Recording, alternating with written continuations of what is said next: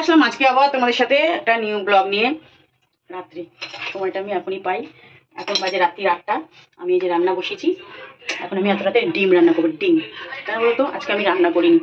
তোমাদের কাকু কলকাতা গেছে, আর রিমির আর আমার ডাল আলু খেতে খেতে খুব ভালো লাগে, মাছ ভালো লাগে না।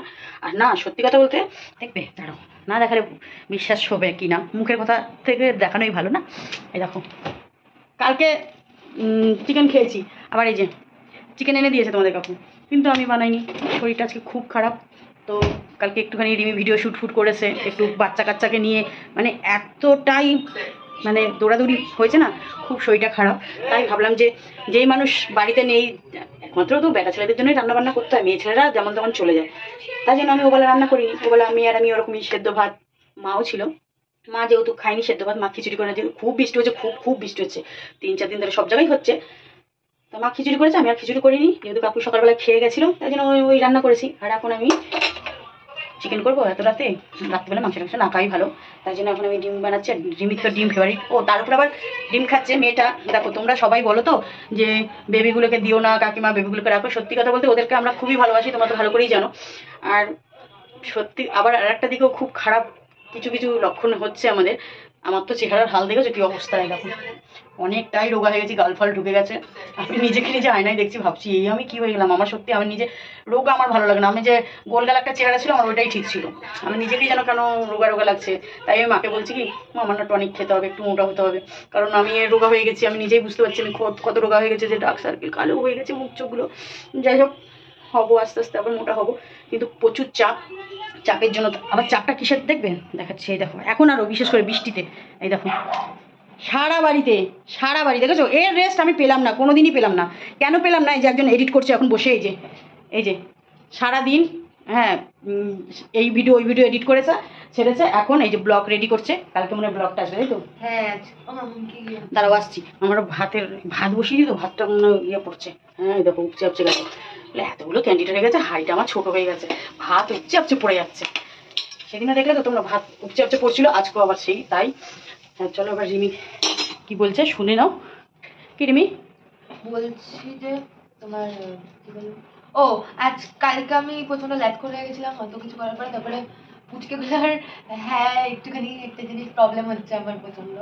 আমার এই সিমটমটা ছিল না এই 3-4 দিন ধরে প্রচুর পরিমাণে সেই সিমটমটা দেখা দিচ্ছে। মানে মেয়ে ঘুমাতে পারছে না সারা রাত, মানে কি বলবো, অ্যালার্জি হয়ে গেছে। অ্যালার্জি হয় যেমন, এটা মানে জিজ্ঞেস করেছি অনেকের কাছে, মানে যেমন অনেকের হাঁচি হয়, তারপরে অনেকের গা শিশিরায়। তো আমি প্রচন্ড ভালোবাসি, আমি এখনো অব্দি ওদের হিসু পরিষ্কার করি। মানে ও এই মাত্র স্নান করেছিল, সব কটাকে মুছিয়ে এলাম। কিন্তু কি বলতো, মানে এতগুলো তো আমাদের তো এই যে এরা যেমন ছাড়া থাকে, এরা একজন দুজন, মানে যখন এসেছিল স্যান্ডি, যখন এসেছিল গোল্ডি, যখন এসেছিল একজন করেছিল, আর ওরা হিসু করতে পরিষ্কার। বাট অতজন তোমরা জানো, ওদের জন্য আলাদা একটা রুম থাকতে হয়। বাট আমি ওদের সাথে অল টাইম ওই রুমে থাকি, ওকে নিচে নামিয়ে দিচ্ছি, এই যে নিচে অল টাইম ওই রুমে থাকি। তারপরে কি বলতো, ওই যে হিসু হাগু এইসব করে, তো করাতে একটা স্মেল থাকে, ওই স্মেলটার জন্য মানে আমার এই প্রবলেম গুলো হচ্ছে।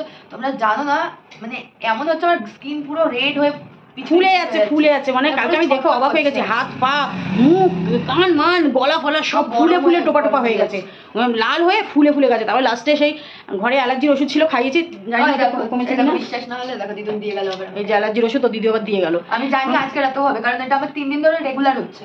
ওর এই প্রবলেম হচ্ছে, আমার এই যে শরীর খারাপ হয়ে যাচ্ছে। এখন জানি না ভগবান কি চাইছে আমাদের সাথে, বাচ্চাগুলো থাকবে না যাবে, আমি কিছু বুঝতে পারছি না। তোমার ঘুমো হয়নি, আর টুকটাক ওই রিলস গুলোকে এডিট করেছি, আর তোমার কি বলে ব্লগ এডিট করা হয়নি। তো আমি এখন ব্লগটা এডিট করছি, কালকে সকালবেলা পোস্ট না, ওই দুপুর নাগাদ 12টার সময় পোস্ট করবো আমি। যাই হোক, পোস্ট হয়ে যাবে কালকে, কারণ সকাল পোস্ট করবো না, ঠিক 12টার পর, ওই 12টা 10-15-এর মধ্যে পোস্ট হয়ে যাবে। আর আমি তো অসুস্থ, এই যে কাঁচা ধোয়া, এত ন্যাকড়া চ্যাকড়া, বুঝেছো? আমার এই যে বললাম না রেস্ট নেই, বিয়ের পর থেকে আজ পর্যন্ত আমার এই ন্যাকড়া চ্যাকড়া ধোয়ার প্রতি রেস্ট হলো না।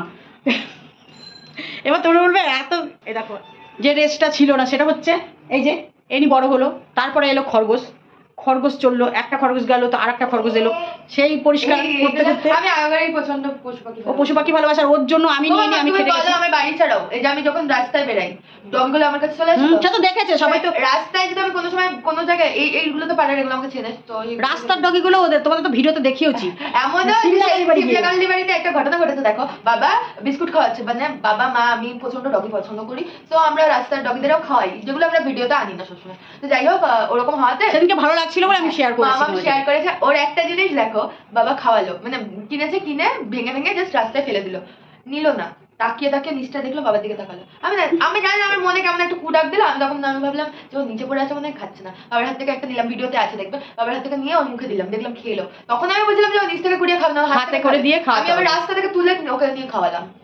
তো এরকম ভাবেই চলছে এখন। তো এই 7টা বাচ্চা। আমি যখন জিম করতাম, এই রিসেন্ট যখন জিমে আবার স্টার্ট করেছিলাম, জিম থেকে যখন ফিরছি, এবার ফেরার পথে আমি আইসক্রিমের দোকানে দাঁড়িয়েছি আইসক্রিম খাবো বলে। এবার আমি পেছন করে দেখছি একটা ডগ। তো আমার কি মনে হলো যে ওর জন্য একটা বিস্কিট কিনি। তো বিস্কিট কেনার পরে জানো মামা, আমি পেছন করে দেখছি আর নেই। আমি তখন বললাম যে বিস্কুটটা নিয়ে কি করবো, মেরি বিস্কুটের যে প্যাকেটগুলো, আমি কি করবো, দোকানদারকে বললাম কি তুমি নিয়ে নাও, ও তো নেই।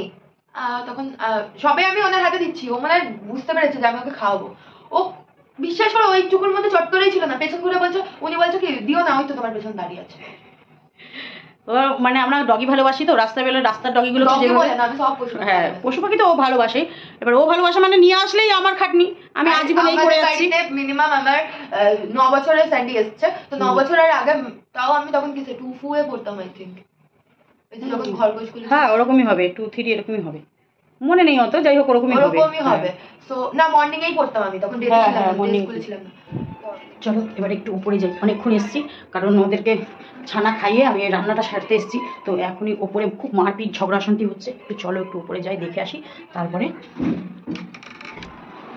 পাপারা, ও পাপানা, আমার সন্তানরা দেখো, আমার সন্তানদের দেখো, দেখো দেখো সব সন্তানদের দেখো, আমার পাপাদের দেখো।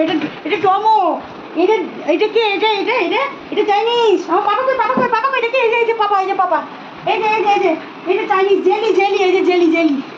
তারপরে আমার টুটুরে চলে গেছে, রাগ হয়েছে, সবখানে এসছে, আদর করেছি, ওই আসছে টুটুরে মা, এটা আমার টুটুরে মা, দেখো সবাই দেখো, টুটুরে মা দেখো, মারপিট দেখো সারাদিন এরকম যুদ্ধ হতে থাকে। এটা কে, এটা তো আমার চাইনিজ মা, এটা তো চাইনিজ জিলি, টমেটো দেখেছো। চলো এরা এই দুষ্টুমি করছে বলে আমি একটু দেখতে আসলাম। তো ভিডিওটা এইটুকুনি, কারণ এদের পেছনে সময় দিতে এই টাইমটা পাই একটু ভিডিও করার জন্য, তাই তোমাদের সাথে একটু শেয়ার করছি। দেখো আমার হাত ধরে টানানি হচ্ছে, আর মারপিট হচ্ছে, দিন রাত মারপিট, ঝগড়া, অশান্তি, চেঁচামেচি এই থাকে আমার ঘরে। দেখছো এরকম, সব আমার হাত ধরে টানানি করছে, হ্যাঁ। তো চলো tata, love you all. Next video তো দেখা হচ্ছে, ততক্ষণে আজকে আমাদের টাটা। লিমিট ভিডিও আসছে, লিমিট ভিডিওর জন্য ওয়েট করো।